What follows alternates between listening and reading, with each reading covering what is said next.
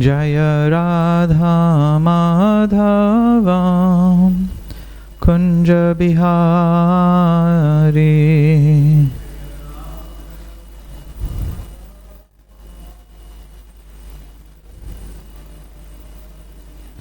Jaya Radha Madhava Kunja Bihari.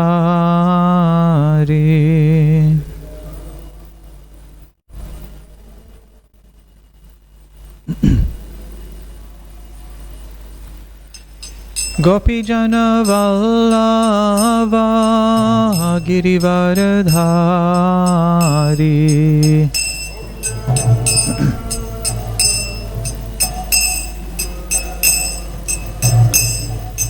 Gopijana Vallabha Girivaradhari.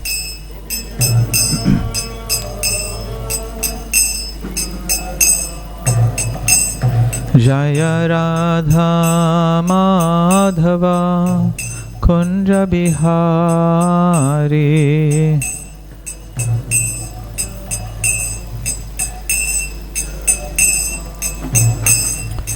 Gopijana Vallabha Girivaradhari.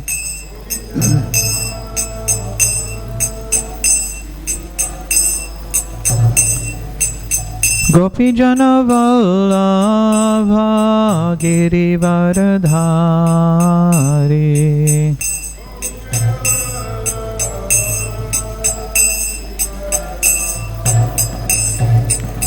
Yashodhanandana Braja Jana Ranjana.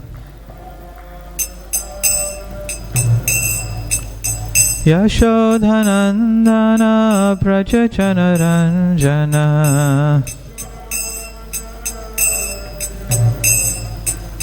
Yamuna Tira Vanachari.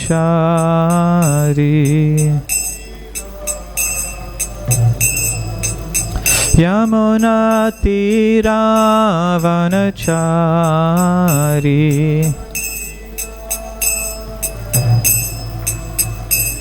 Jaya Radha Madhava Kunja Bihari.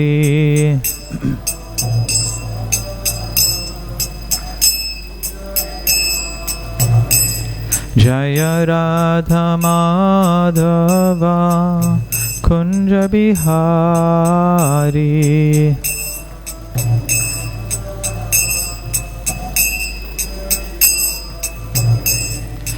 Gopijana Vallabha Girivaradhari.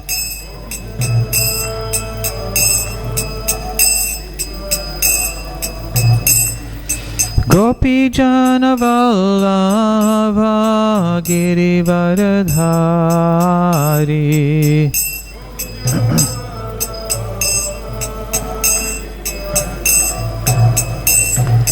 Gopijana Vallabha Girivaradhari.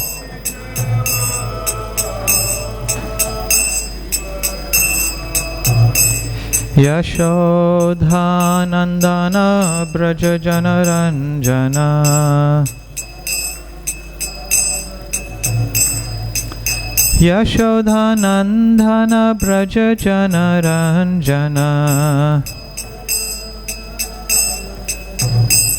Yashodhanandana Braja Jana Ranjana. Yamuna Tira Vanachari.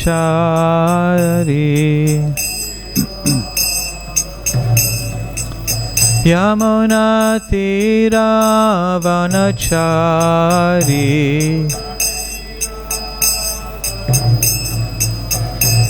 Jaya Radha Madhava Kunja Bihari.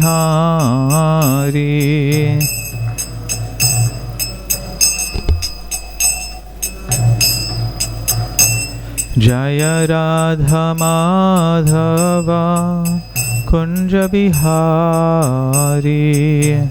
Hare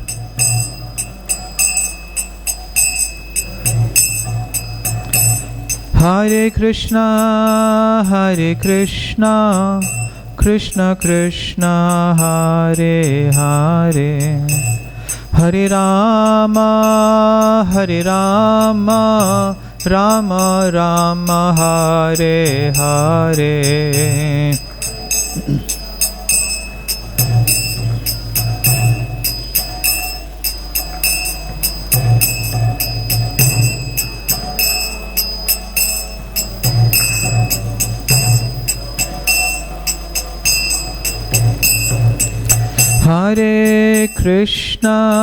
Hare Krishna, Krishna Krishna, Hare Hare, Hare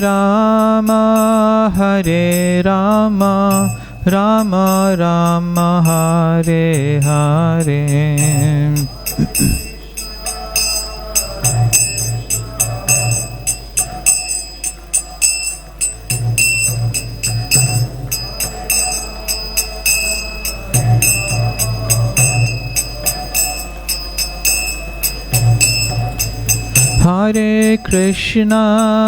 Hare Krishna, Krishna Krishna, Hare Hare, Hare Rama,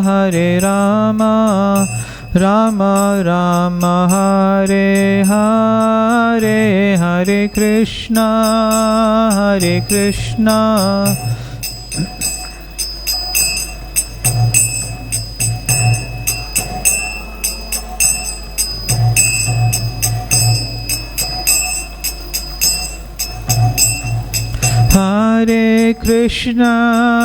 Hare Krishna, Krishna Krishna, Hare Hare, Hare Rama,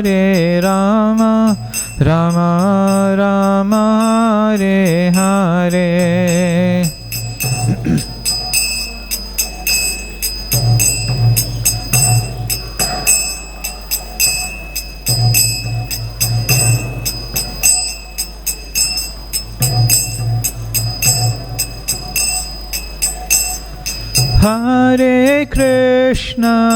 Hare Krishna, Krishna Krishna, Hare Hare, Hare Rama, Rama Rama, Hare Hare.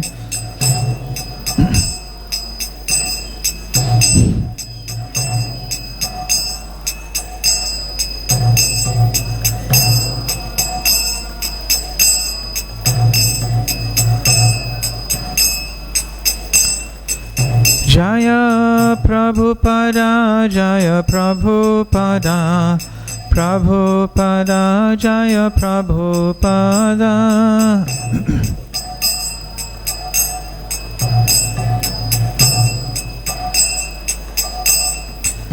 Prabhupada, Prabhupada, Prabhupada, Jaya Prabhupada.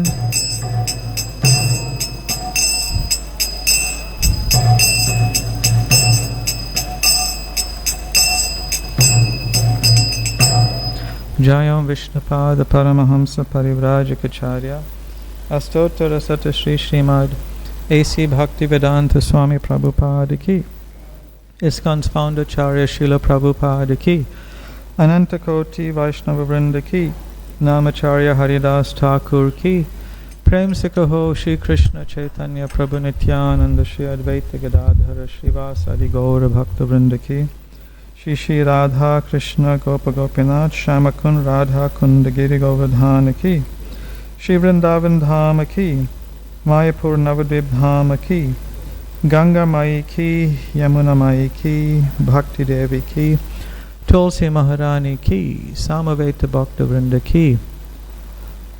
All glories to the assembled devotees, all glories to the assembled devotees, all glories to the assembled devotees. Gaur Premanande, Hari Hari Bol.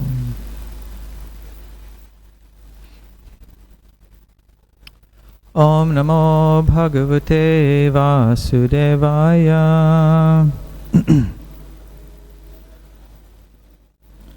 Om Namo Bhagavate Vasudevaya.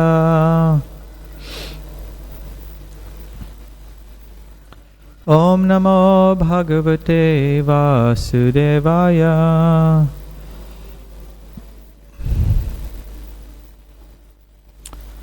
So this morning,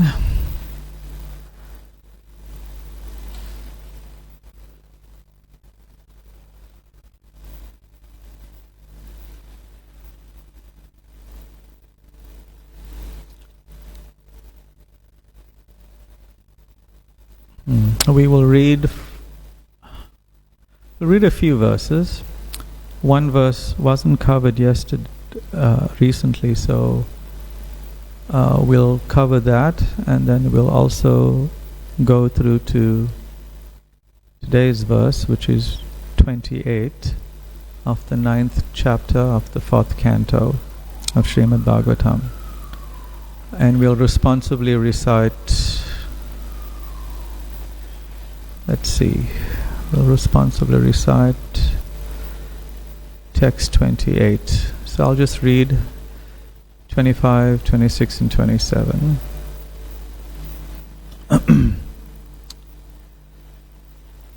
So Srimad Bhagavatam, Canto 4, Chapter 9. Dhruva Maharaj returns home.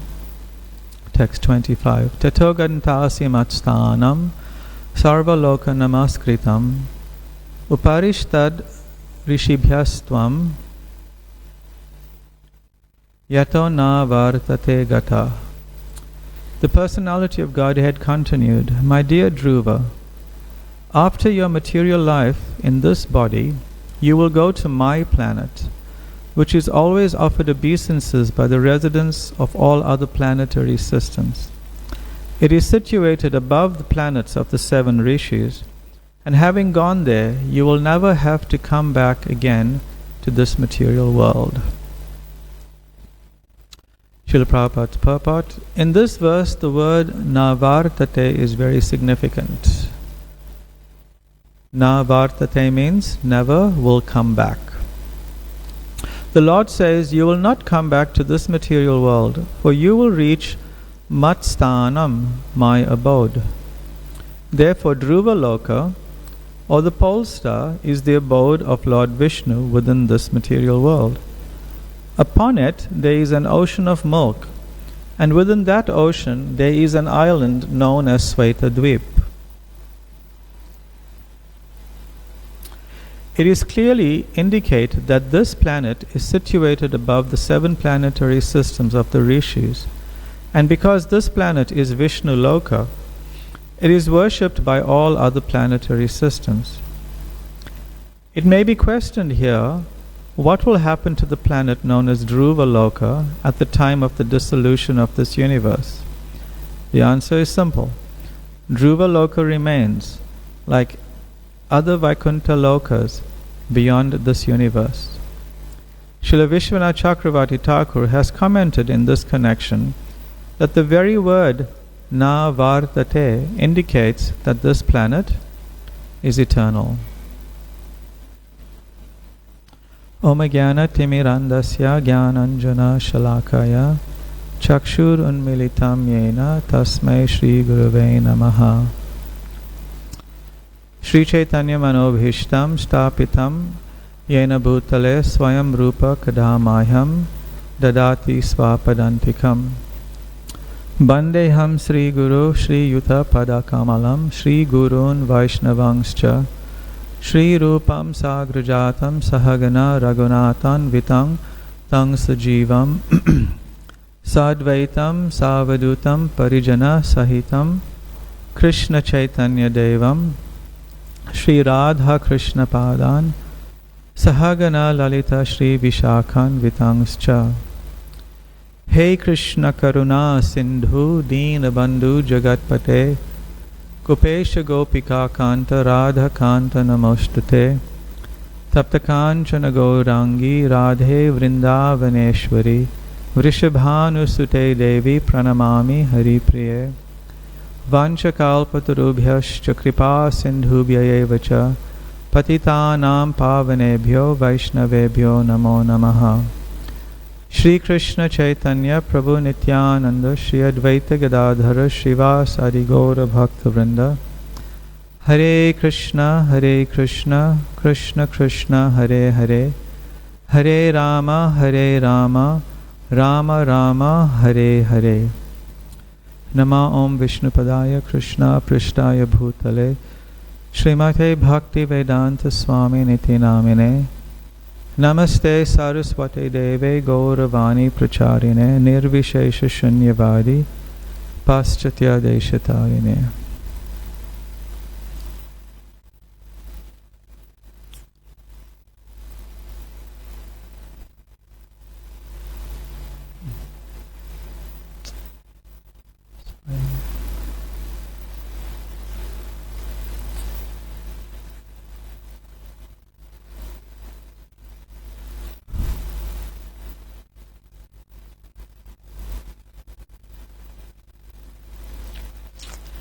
Sorry.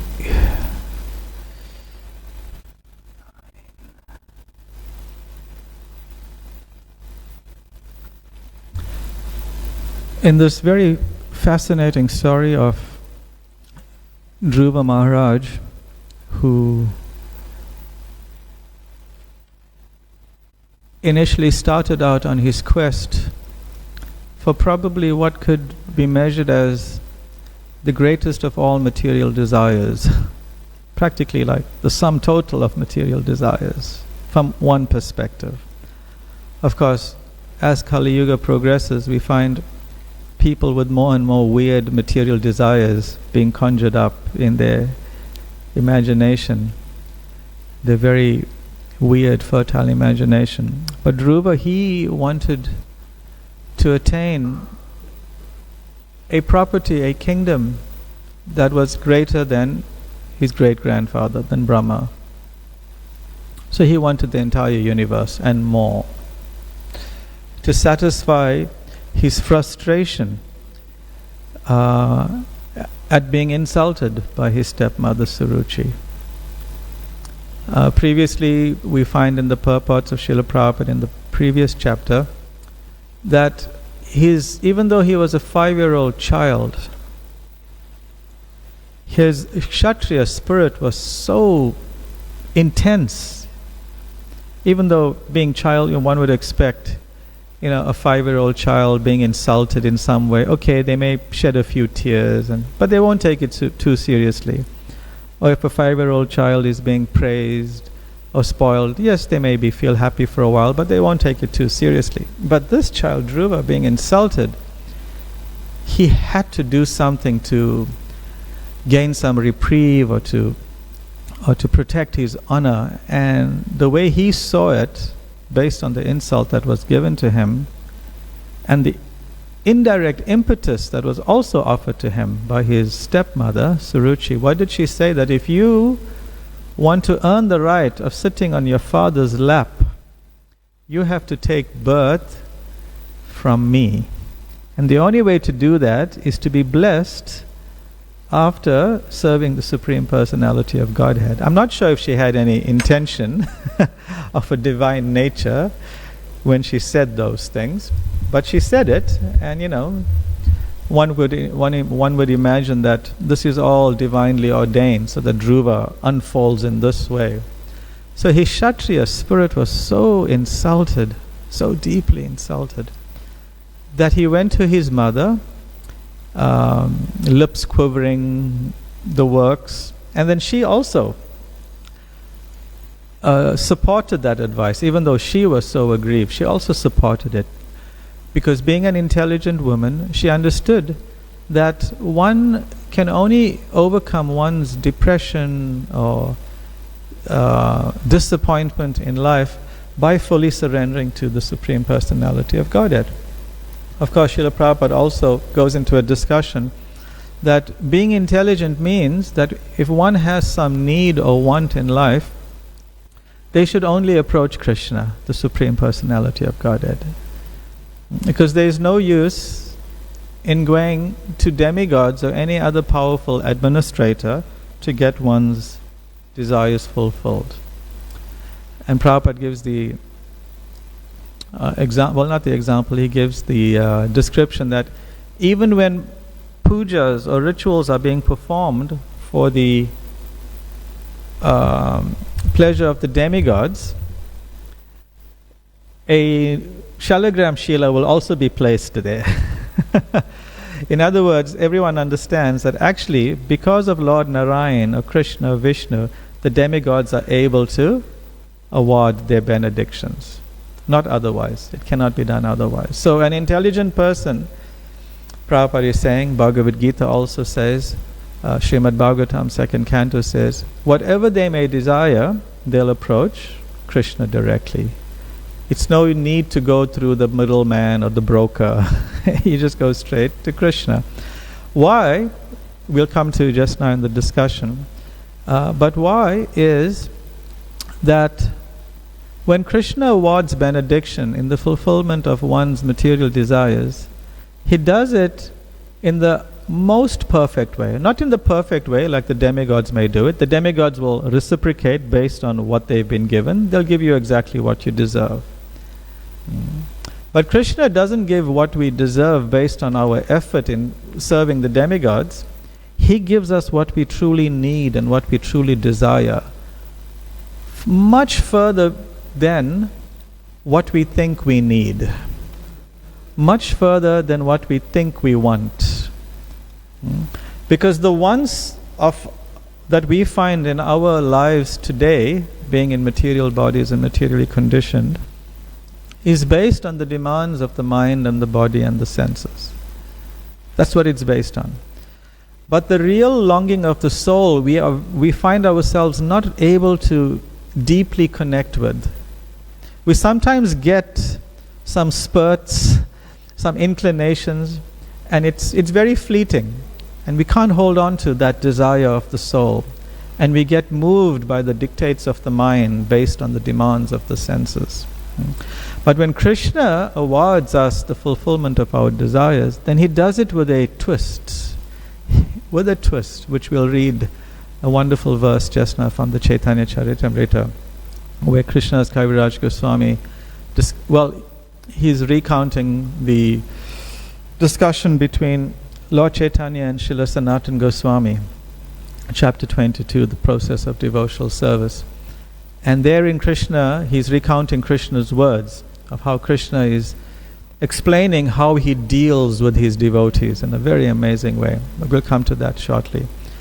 So, here we find Dhruva, he had Sarvakama, he was the greatest material desire one could have. I mean, we all have material desires to some extent. Have any of you, before reading this pastime, had a desire that I want to own and control the entire universe? Maybe we desired, let me scratch and win $1 million rand, or let me get this, but who amongst us could have conceived of a desire of having the entire material creation under our control, under our administration and power? That's quite something. And for a 5-year-old child, and it wasn't some like toy car desire that he got, tired of after a while. It's interesting, you see children, little children, parents will spend hundreds and thousands of rands to buy very sophisticated toys, and the child gets enamored. I'm talking like little children, 2-3 years old or less. They'll get enamored buy it for a little while, a few hours or a few days, or even very short, and after a while they'll go pick up a bottle cap or some broken thing, and they'll get so amused by it. So children are like that. They're very fleeting in their attention. But Dhruva was so fixed. There was something about this child. He was fixed, this is what he wants. And based on the advice of his mother, he went to the forest, a nearby forest, and then somehow, by the arrangement of the Lord, the desire of the Lord, seeing the determination in Dhruva, Narada Muni was sent. Narada Muni was sent. So this is also interesting, that Prabhupada explains in that purport, describing how Narada overheard the discussion and decided to go. Prabhupada explains that actually it was Krishna, the Supreme Lord, who in reciprocation with Dhruva's determination to get what he wanted. He saw in him a fit candidate to be guided in spiritual life, and thereby, in other words, to take initiation. So this is another principle of taking initiation. One must be very determined, very, very determined. And you find after that determination, when by the grace of Krishna, the spiritual master manifests in the life of a potential disciple, the spiritual master will test that person. And we found Narada Muni was testing Dhruva, right? Suggesting, but you're such a young boy, what are you doing here? You should go back, you're not ready for this. And Dhruva was fixed. And very frankly, how did Dhruva respond? Your words are not really meaning anything to me. Unless you have something really valuable to help me in my endeavor and my focus, I really don't have time for this. I want to focus. And then eventually Narada, after seeing this boy's resolve, yes, this boy is fit, gave him instruction, and Dhruva practiced very intensely. Eventually the Lord himself appeared. And what did the Lord bless him with? This planet, which is so much more valuable, so much greater than the entire creation, the entire material creation, not just universe, but the entire material creation. Of all its innumerable universes, he gave him the pole star, which we read here now, Prabhupada's purport. Dhruva Loka is the abode of Lord Vishnu. It is a Vaikuntha Loka. And Vaikuntha Loka means that it's never destroyed, it never decays, it's self-illuminated. And once having gone there, one never has to return. One never has to return. So this is what Dhruva attained. This is what Dhruva attained. Because the material universe, if one has a basic surface study of the Vedic literature, one understands that it gets destroyed. So what's the point of having something that's going to get destroyed? But Dhruva got this, so it was greater. But not only that, it's a spiritual planet, which means the Lord fulfilled his desire, but with that twist. With that twist.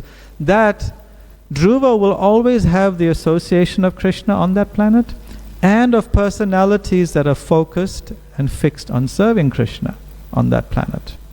So yes, his desires were fulfilled, but with a very interesting addition that will always keep Dhruva in devotional service. Always keep Dhruva in devotional service. So we find that we don't have to also go, by Prabhupada's arrangement, we don't have to go to Dhruva Loka. We don't have to go to Vishnu Loka or to Vaikuntha Loka. By Prabhupada's grace and the grace of the Parampara and Lord Chaitanya, we have that same opportunity. We have all come with so many desires to devotional service, isn't it? We've all had, and we thought we come to devotional service because we are distressed. That's generally why people come, or they're desiring some money, or they're desiring freedom from their distress. Moksha Kama. To get free, to become liberated. So we come, and Krishna fulfills our desires through the process of devotional service, even though initially we may be practicing, we were hearing yesterday, karma mishra bhakti, bhakti that's mixed a little bit with karma, wanting to get ahead in activity, getting some results for our activity. I mean, we could go around the room and ask, what's your bhakti mixed with? Or sometimes, once I heard this phrase, the first time I heard this phrase, karma mishra bhakti, I thought that was really something. You learn this in Nectar of Devotion, right? Bhakti tinged with something. And once in a class, His Holiness Bhakti Chaitanya Maharaj turned the phrase around and said, yes, at least we should have karma mishra bhakti, but we shouldn't have bhakti mishra karma. Which means we are doing karma, but we're sprinkling it with a little bit of bhakti. At least be doing bhakti and know that it's mixed with karma. Right? Not the other way around. We could go around and find out what's our bhakti mixed with. It's mixed with so many things. It's there. But at least we are here. And Krishna, if we are sincere and steadfast and determined, even to a fraction of what Dhruva was, a small fraction, we get our desires fulfilled with a twist from Krishna. We get to reside in a holy place, the pole star. This is non-different from Vishnu Loka, from the Vaikuntha Lokas. We get to be with others in that Vishnu Loka that are also similarly determined to attain Krishna, to serve Krishna. So our desires will be fulfilled. We just need to stay the course. Okay, then next verse. 26. Maitreya uvacha iti architasa bhagavan aditishtyatmana padam balasya pashyato dhama swam agad garudha dvaja. The great sage Maitreya said, after being worshipped and honored by the boy Dhruva Maharaj, and after offering him his abode, Lord Vishnu on the back of Garuda returned to his abode as Dhruva Maharaj looked on. So we discussed this yesterday. And Prabhupada quotes, Yad Gadva na nivartante tadhama paramamama. That once having attained that amazing abode, that self-luminous, that's not illumined by electricity or the sun or the moon, those who reach it never have to return to this material world. And then the next verse, 27, Sopi sankalpajam Vishnu pada seva pashaditam prapya sankalpa nirvanam nati prito bhagyat puram. Despite having achieved the desired result of his determination by worshipping the lotus feet of the Lord, Dhruva Maharaj was not very pleased. Thus he returned to his home. So now this opens up a whole episode. He had a big desire, a huge desire.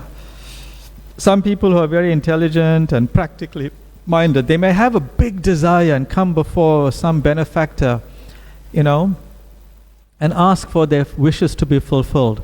But in their heart they're knowing, actually, I'm overinflating my need, but if I get a little less, I'll be okay with it. Even if I get half, I'll be okay with it. They have this, they know how to work the negotiation. It's the principle of negotiation, the art of negotiation. So Dhruva asked for such a huge thing. Not only did he get that, he got more. But he was not very pleased. And in that mood he returned home. Whereas if we know the art of negotiation, we actually want X amount, but we ask for 2 times X, but we get our X, we're like, oh, we're very good. We're very happy. Job well done. But Dhruva wasn't happy. He wasn't happy at all. And in the last line, it describes why he wasn't happy. The last line of the purport. Prabhupada saying, rather, he was ashamed that he had demanded something from the Lord, for he should not have done this. This is an important principle, that we come with whatever desires we have. And through the process of sadhana bhakti, that the process of chanting Hare Krishna, associating with devotees, performing devotional service, we become purified, and we realize after a while, like Dhruva did, and his austerities were intense. How do we remember? 3, 6, 9, 12, right? For the first month, every third day, what was he doing? What was his austerity? He was eating berries and roots, kapita. He was eating. Then, after that, the next month, every 6 days, he was eating some dry leaves. Then the next month, every 9 days, he was having a little water. And then the next month, every 12 days, he was taking, what was he taking? Manolo, do you know? Taking a breath of air. Every 12 days. Can you imagine a 5-year-old child doing that? So determined, so very, very determined. So what was my point? Sorry, I forget. So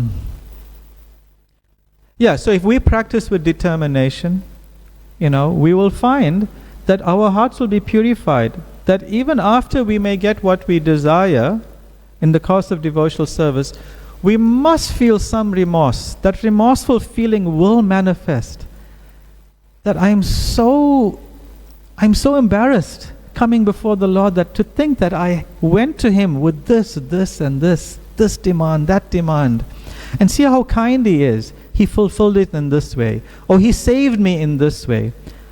But it's so embarrassing to think, we'll do that to ourselves, like, I can't believe I had that desire. And we will make a determined effort not to ever place any demands on the Lord again.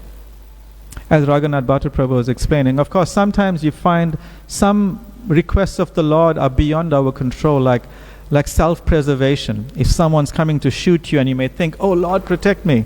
It's done in that moment and it's fine, it's allowable, it's within the realm of acceptable devotional service. So things like that we may appreciate. We can accept. But when it comes to just general things, we will be very, very, very cautious not to pray to Krishna in any way. Once we've come to that realization, of course, that how could I have approached the Lord for this, we'll have this understanding never to approach Krishna to fulfill our material desires. It's a very, very embarrassing position to find ourselves in. And Prahlad Maharaj, another child, even though the Lord was like forcing something on him, he never approached the Lord for any desire, and the Lord is giving him. And Prahlad was like, no, thank you very much. I don't want anything from you. Why? Because if I start taking from you, and if you are feeling you need to give this to me to reciprocate with me, as if I'm in it for reciprocation, then that's corrupting our relationship. It becomes a business transaction. It becomes a business transaction. So even at that age, Prahlad was like. And actually these two pastimes, Prahlad's pastime and Dhruva Maharaj's pastime, is something that even though Lord Chaitanya was so focused on relishing Braja Bhakti in the mood of the gopis, these were two narrations he was very, very much attracted to listen to very, very frequently. These two. Because these two are also teaching us the foundation that is required in our bhakti that qualifies us to taste Braja Bhakti. We must have the nature of Dhruva and the nature of Prahlad. No transactional interaction with Krishna. That is what it takes. That is what it takes. Okay, so then today's verse, let's repeat. 4:9:28. Vidura uvacha sudurlabam yat paramam padam harer mayavina tat charana archana arjitam labdva api asiddha artam iva ekajanmana katam swam atmanam amanyata artavit. Vidura uvacha sudurlabam yat paramam padam harer maya vinastach charanarchanarjitam labdvapya siddhartham ivaika janmana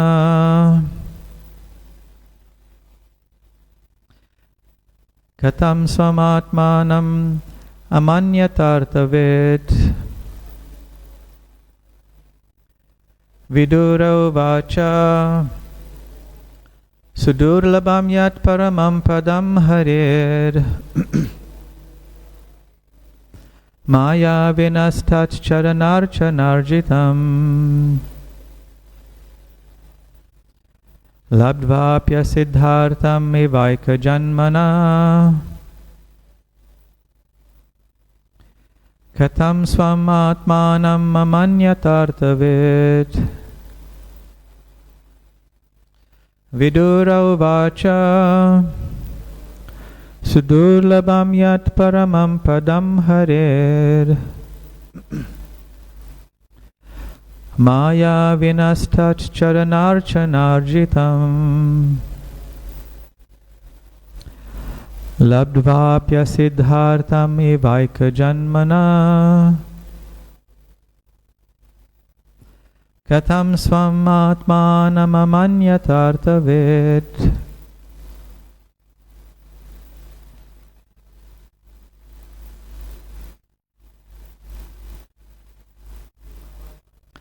Vidura uvacha Sudurlabham yat paramam padam harer Maya vinastat charanarchanarjitam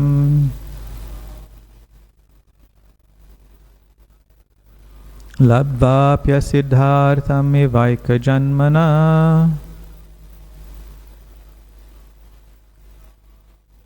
Katham swam atmanam amanyatartaved. Vidura uvacha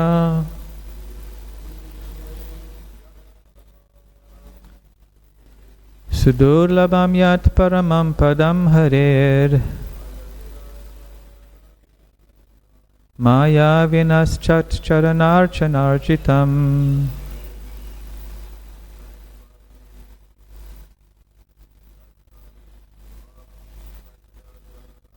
Labdvapya siddhartam evaika janmana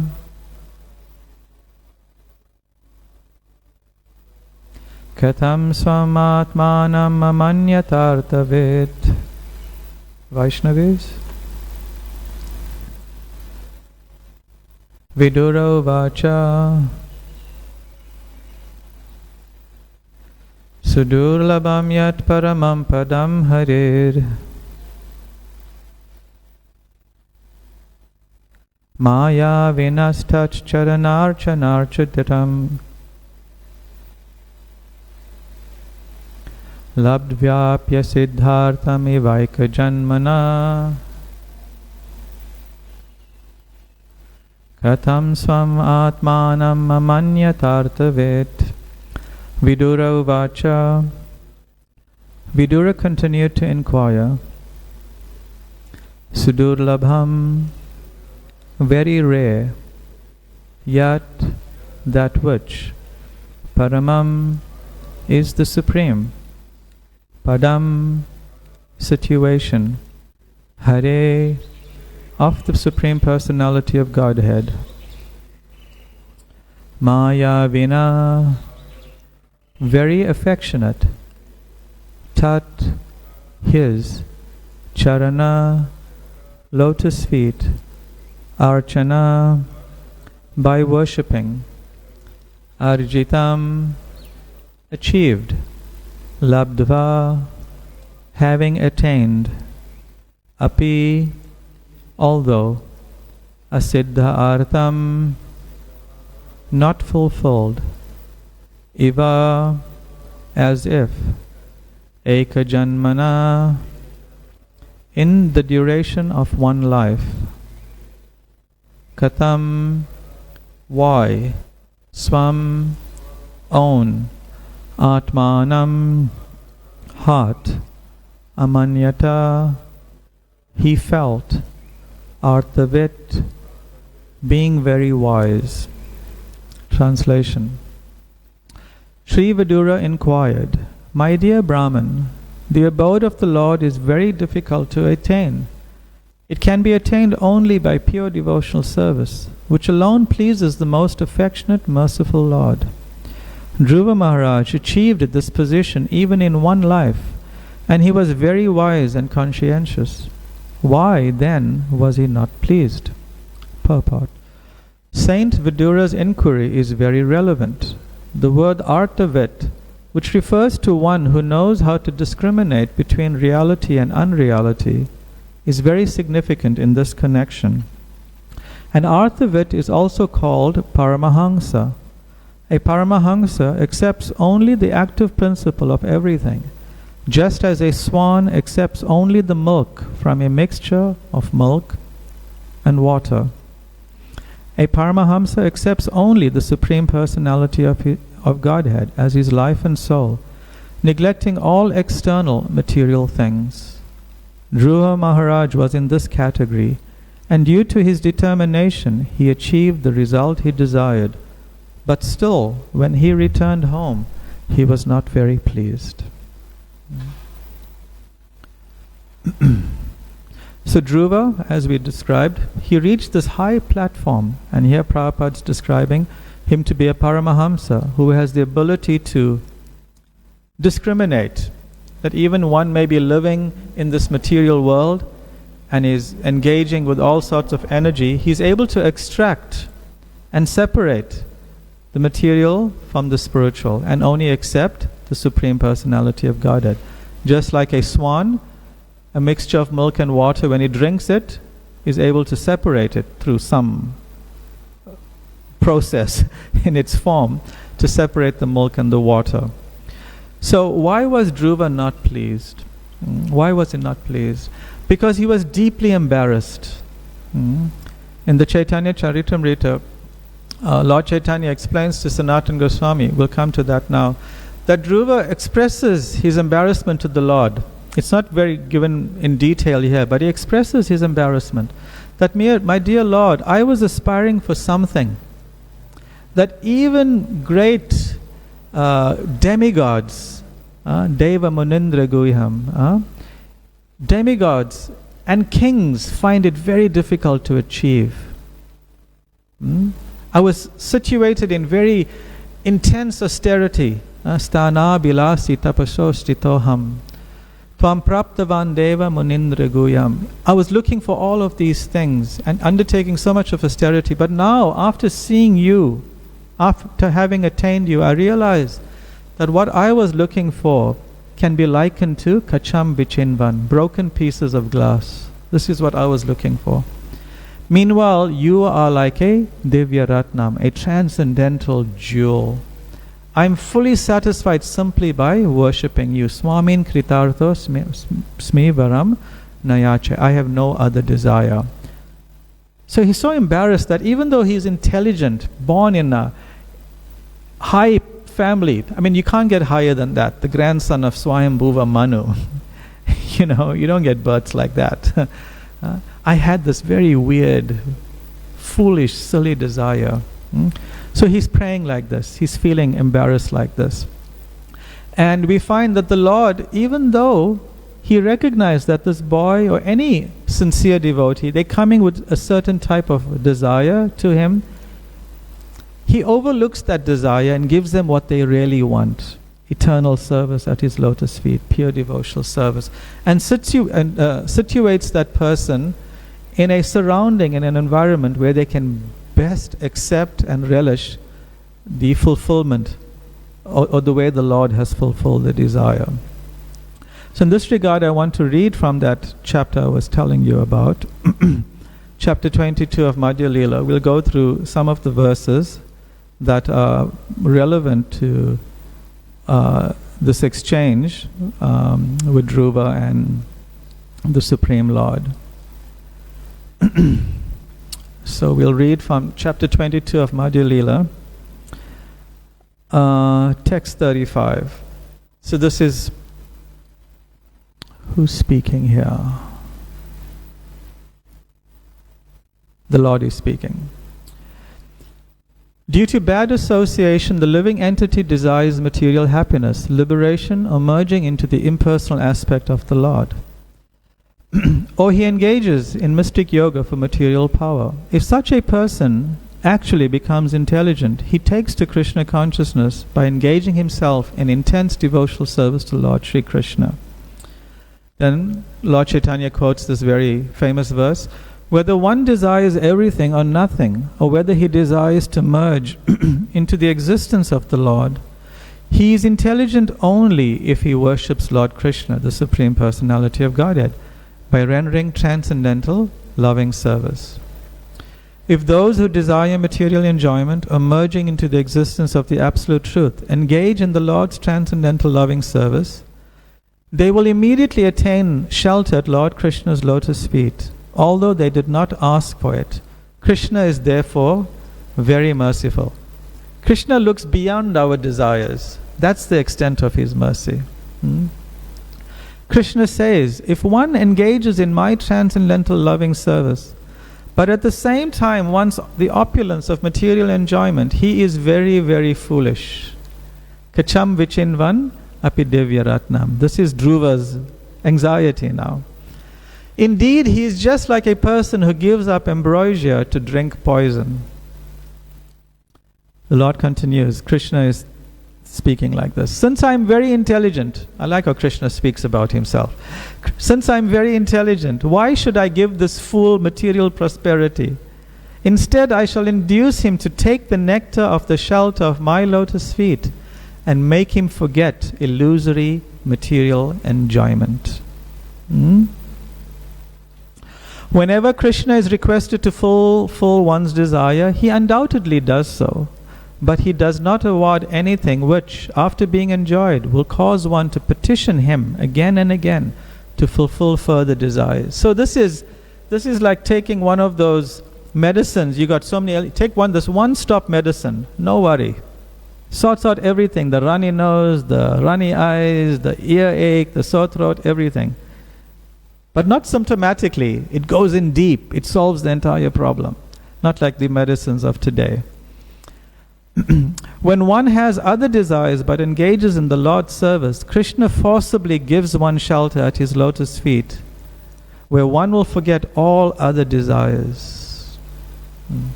When someone engages in Lord Krishna's devotional service for the satisfaction of the senses, and instead acquires a taste for serving Krishna, he gives up his material desires and willingly offers himself as an eternal servant of Krishna.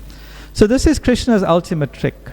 Krishna knows that the taste of his lotus feet, you would remember in the previous verses, when Dhruva was blessed with the darshan of Krishna, how was Dhruva meditating? He opened his eyes and he saw this form. And what were some of the things he was thinking of? He was embracing the Lord. And what was he also doing? He was repeatedly kissing the lotus feet of the Lord. We ever dream like that? We come before Radha Radhanath. Wow, I wonder what your lotus feet would taste like. Kiss ya. Pujaris, please don't get caught doing that. There's cameras in the altar. See you kissing Krishna's feet, we get worried. But this is what Dhruva was meditating. He's kissing, and the taste of the nectar that's found at Krishna's lotus feet is so relishable. So relishable that it just destroys all other mundane tastes we may have. This is the true spirit of param drisva nivartate. One acquires a higher taste that's not fleeting. When one really tastes pure devotional service by Krishna's blessing, then everything else, even the greatest desire that we've had, materially speaking, gets washed away. So this is what happened to Dhruva. By the Lord's grace. And especially as we'll read in chapter 22 of Madhya Lila, as this discussion between Sanatana Goswami and Lord Chaitanya goes on, how was Dhruva, or how is the devotee blessed with this opportunity to be recognized by Krishna and to be given this amazing mercy, the fulfillment of our desires, with a way never to desire anything but Krishna's service again? It's the association of the pure devotee of Krishna. And whose association qualified Dhruva for this mercy? Was Narada Muni's association. The fact that Narada Muni chose this person, Dhruva, to be a recipient of the Lord's mercy, Krishna had to do it. Krishna had to fulfill it. Narada Muni had the proxy of the Lord. The Lord was duty bound to stand by the desire of Narada Muni. Similarly, we have that proxy, the ultimate proxy in our life, Srila Prabhupada, who's desiring our best welfare. If we simply accept the desires of the Lord, by Prabhupada's arrangement, by Krishna's love of Prabhupada, we will be blessed with eternal service at the lotus feet of Krishna. We simply have to stay the course. Tolerate what may come, tolerate what is not coming. Sometimes we expect something to come, but it doesn't come our way. We tolerate that too. We are not being asked, Prabhupada's not asking us every month for this first month fast every third day have this. Then the second month, every sixth day have this. On the third month, every ninth day eat dry grass. No, he's not asking us to do that, or have water, whatever. Not asking us to do that. Some simple austerities are there. What was the austerities Prabhupada asked us to follow? Just follow the 4 regulative principles and chant 16 rounds. That's the only austerity required. From that austerity, we find our ability to accept other austerities become manifest. We become empowered to accept other austerities from this foundational austerity. If someone is performing such intense austerities but not doing the foundational austerities, then those austerities mean nothing. Doesn't mean anything. Anyway, so this is the principle. Krishna, he wants to fulfill our desires, but in a way that will make us forget all other desires and just focus on his lotus feet. This is the ultimate expression of mercy. He gives us what we truly need. Who's we? The spirit soul. Not we, this false conception of the mind, the body, and the senses. He gives what we truly need, the spirit soul. And thereby, we become blessed in the ultimate way. So yes, we stay this course and just keep receiving the blessings of Krishna by the grace of Prabhupada. That is our existence in Vishnu Loka, just like Dhruva. We'll stop here. Are there any comments or questions anybody has? Anyone? All right. Thank you very much. Grantaraj Srimad Bhagavatam ki jai. Srila Prabhupada ki. Dhruva Maharaj ki.